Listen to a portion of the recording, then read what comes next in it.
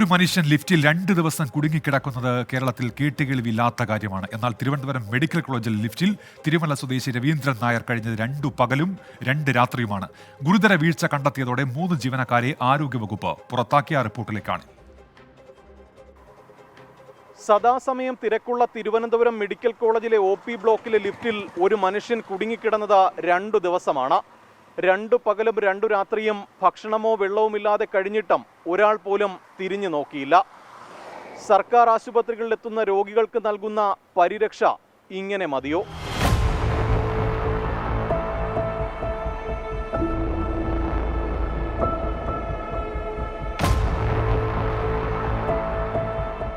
ശനിയാഴ്ച രാവിലെയാണ് തിരുമല സ്വദേശിയും CPI പ്രാദേശിക നേതാവുമായ രവീന്ദ്രൻ നായർ ചികിത്സയ്ക്കായി മെഡിക്കൽ കോളേജിലെത്തിയത്.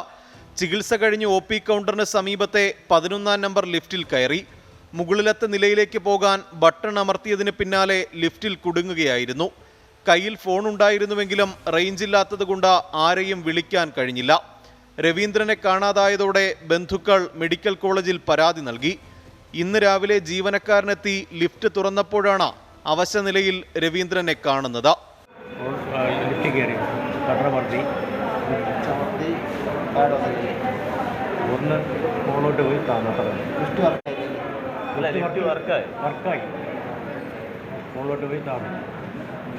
ലിഫ്റ്റിൽ സുരക്ഷാ സംവിധാനങ്ങളോ സമീപത്ത് CCTV ഉണ്ടായിരുന്നില്ലെന്ന് രവീന്ദ്രന്റെ മകൻ ആരോപിച്ചു.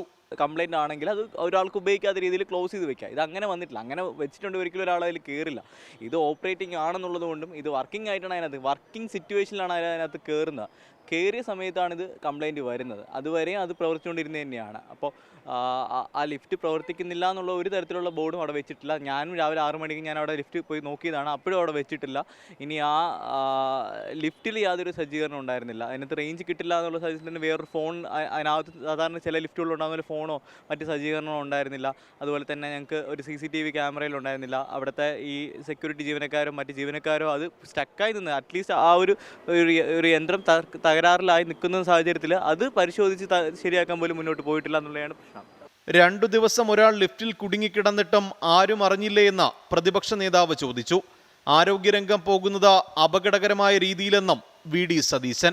ഗവൺമെന്റ് നോക്കുകുത്തിയായിരിക്കുകയാണ്. മെഡിക്കൽ കോളേജിൽ എത്ര ലിഫ്റ്റിൽ ആൾ കുടുങ്ങിക്കിടന്നിട്ട് പോലും അറിഞ്ഞില്ല. ആരാണ് ഇവിടെയൊക്കെ നോക്കുന്നത്? ആരാണ് ഇതിൻ്റെയൊക്കെ അഡ്മിനിസ്ട്രേഷൻ? എന്ത് മേൽനോട്ടമാണ് ഉള്ളത്? എന്തെല്ലാം സംഭവങ്ങളാണ് ഓരോ ദിവസം റിപ്പോർട്ട് ചെയ്യുന്നത്? സ്ഥിരമായി ഉപയോഗിക്കുന്ന ലിഫ്റ്റല്ല എന്നാണ് മെഡിക്കൽ കോളേജ് സൂപ്രണ്ടിന്റെ വിശദീകരണം. സംഭവത്തിൽ ആരോഗ്യമന്ത്രി അന്വേഷണത്തിന് ഉത്തരവിട്ടതിന് പിന്നാലെ 3 ജീവനക്കാരെ പുറത്താക്കി. 2 ലിഫ്റ്റ് ഓപ്പറേറ്റർ, ഡ്യൂട്ടി സർജന്റ് എന്നിവർക്കെതിരെയാണ് നടപടി.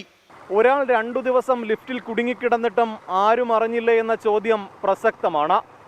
ലിഫ്റ്റിലും സമീപത്തും സുരക്ഷാ സംവിധാനങ്ങൾ ഒന്നും ഉണ്ടായിരുന്നില്ല എന്നതാണ് കുടുംബത്തിന്റെ പ്രധാനപ്പെട്ട ആരോപണം.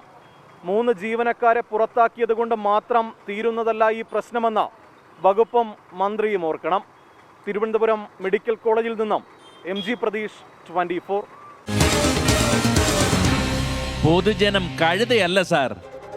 പ്രിയപ്പെട്ട പ്രേക്ഷകരെ, രാത്രിയെന്നോ പകലെന്നോ വ്യത്യാസമില്ലാതെ തിരക്കൊഴിഞ്ഞ സമയമില്ലാത്ത മെഡിക്കൽ കോളേജിലാണ് ഗുരുതര അനാസ്ഥയെന്ന് ഓർക്കണം. ഇതിനെപ്പറ്റി ജനങ്ങൾക്ക് പറയാനുള്ളത് കേൾക്കാം. നമ്മളൊരിക്കലും സംഭവിക്കാൻ പാടില്ലാത്തതാണ്. ശ്രദ്ധക്കുറവ് കാരണമാണ് ഇങ്ങനെ സംഭവിക്കേണ്ടത്. അത് സെക്യൂരിറ്റിയും ഹോസ്പിറ്റൽ മാനേജ്മെൻറ്റിനും ഉത്തരവാദിത്തമുണ്ട്. അവിടുത്തെ ലിഫ്റ്റ് എന്ന് പറയുമ്പോൾ ഒരു ലിഫ്റ്റിൽ നിന്ന് വന്നിട്ട് 2ാമത്തെ നില വന്നു കഴിയുമ്പോൾ ആ ലിഫ്റ്റ് കേടായി. അവിടെ നിന്ന് നമ്മൾ 1 കിലോമീറ്റർ തെള്ളിക്കൊണ്ട് വന്നിട്ട് ആ അടുത്ത ലിഫ്റ്റിൽ കയറിയാൽ മാത്രമേ താഴെ വരാൻ പറ്റുള്ളൂ. ത്രൂ ആയിട്ട് 3 നിലയിലും പോകാനൊക്കത്തില്ല. അവിടെ എല്ലാം കയറി കഴിയുമ്പോൾ ഈ വരുന്നവർക്ക് വിദ്യാഭ്യാസത്തിലവർക്ക് ഒന്നും അറിയാം, സ്റ്റിക്കർ ഒട്ടിച്ച് വെച്ചേക്കുക. എങ്ങോട്ട് പോകണമെന്ന് അറിയത്തില്ല. അങ്ങനെ കൊടുക്കുന്ന ഞാനിപ്പോൾ ഒരു 3 ദിവസം കൊണ്ട് അനുഭവിക്കും. കുറച്ച് ആരോഗ്യവാനായതുകൊണ്ട് 2 ദിവസം കിടക്കാൻ കഴിയും. അതേസമയം വേറൊരാളാണെങ്കിൽ മരണപ്പെട്ടേ പുറത്തെടുക്കാൻ കഴിയും.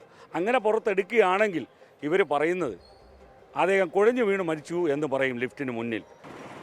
അത് ഇനിയിപ്പം എന്ത് ചെയ്യാനൊക്കെ അബദ്ധം പറ്റിപ്പോയതല്ലേ അത്. അല്ല ആരും മറ്റൊന്നും ചെയ്തതല്ലല്ലോ. ഇവിടെ സെക്യൂരിറ്റി ഉണ്ട്, അതും ഇതിനകത്ത് ലിഫ്റ്റ് ഓപ്പറേറ്റർമാരുണ്ട്. അവരൊന്നും അറിഞ്ഞില്ല എന്നുള്ളതാണ് സത്യം. മരണപ്പെടാത്ത ഭാഗ്യമായി. ഒരു കാര്യമില്ല സർക്കാർ ആശുപത്രിയിൽ പോയിട്ട്. കഴിയണം പ്രൈവറ്റ് ആശുപത്രിയിൽ പോവുള്ളൂ. തീരെ നിവർത്തിയില്ലാതെ പറഞ്ഞവരാണ് ഇവിടെ വരണത്. അവരെ നോക്കാനും ഇല്ല. നോക്കാൻ നമ്മൾ ചെന്ന് കഴിഞ്ഞാൽ ശരിക്കും നോക്കുകയൊന്നുമില്ല. അവരവരുടെ വരിക പോകും.